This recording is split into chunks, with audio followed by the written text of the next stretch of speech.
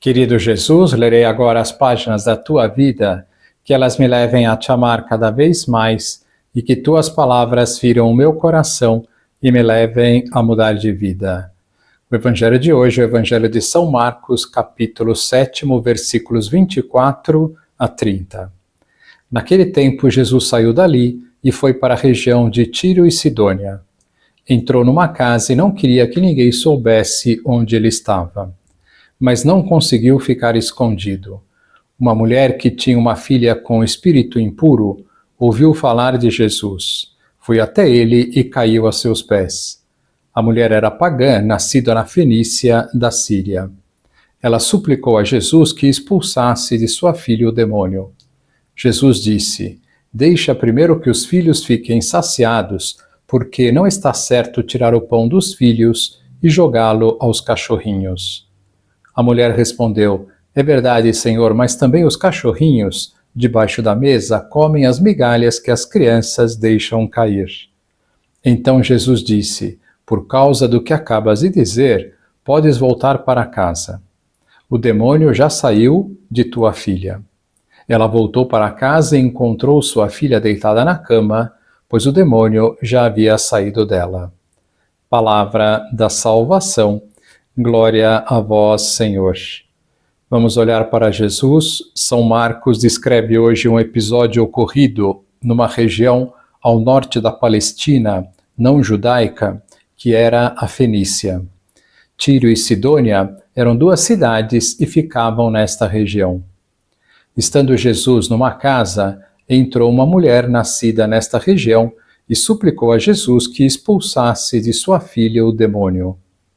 É muito interessante a reação de Jesus. Diz de um modo delicado que ele não veio senão para as pessoas do seu povo, os judeus. De fato, a missão de Jesus era principalmente esta: salvar o seu povo. Os apóstolos é que seriam encarregados de levar a palavra de Deus a todos os cantos da terra. Mas o mais surpreendente foi a reação desta mulher, mostrando uma humildade sem igual, equiparando-se a um cachorrinho na casa dos judeus, que comem das migalhas dos pães que caem no chão, arranca o milagre de Jesus. Como seria a minha reação se estivesse no lugar desta mulher? Teria uma reação orgulhosa ou humilde? Estejamos em guarda para combater todo o orgulho que há no nosso coração, que se manifesta muitas vezes em discutir de forma acalorada. Dando continuidade à nossa série sobre o plano da santidade, gostaria de continuar falando sobre o valor incalculável da missa. Falando do seu valor, a missa é nada mais, nada menos do que a fonte de todas as graças. Todas as graças que vocês já receberam de Deus na vida vieram da Santa Missa. Por que a missa é a fonte de todas as graças? Porque nela, de modo real e não metafórico, Cristo morre na cruz. E é a morte de Cristo na cruz que gera, pelos méritos do seu sacrifício, todas as graças que Deus dá aos homens. Então, como estamos falando do plano da santidade, se uma pessoa quer ser santa, quer terminar essa vida muito parecido com Cristo, não há como alcançar esta meta sem a assistência à Santa Missa. Pode ser que uma missa não faça muita diferença na vida de uma pessoa, porque ela não se abriu para as graças de Deus. Mas ninguém um dia poderá ser santo sem a missa. Tem muitas pessoas boas no mundo que não vão à missa. E isso porque as graças da missa vão para o mundo inteiro e elas estão abertas de alguma forma a elas. Mas estas pessoas não passarão de ser boas pessoas. Nunca chegarão a ser santas como um São Francisco de Assis, como Santa Teresinha do Menino Jesus, como São Pio de Pietrelcina, como São José Maria Escrivá. Lendo a vida dos santos, nós vemos que estão em outro patamar. Falando ainda do seu valor, é a missa que detém o inferno e todos os demônios e todo o mal de tomarem conta da terra. Por isso, o pior mal que pode acontecer no mundo é a proibição do sacrifício da missa. E isto é conhecido como abominação da desolação.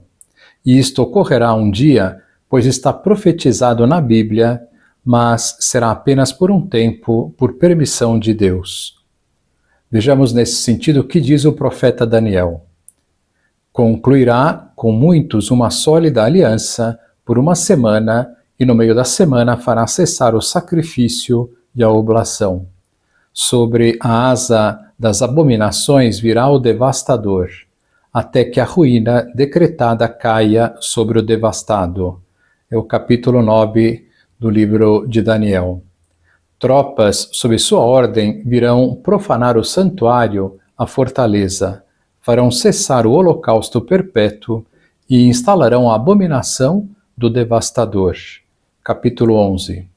Desde o tempo em que for suprimido o holocausto perpétuo e quando for estabelecida a abominação da desolação, transcorrerão 1290 dias.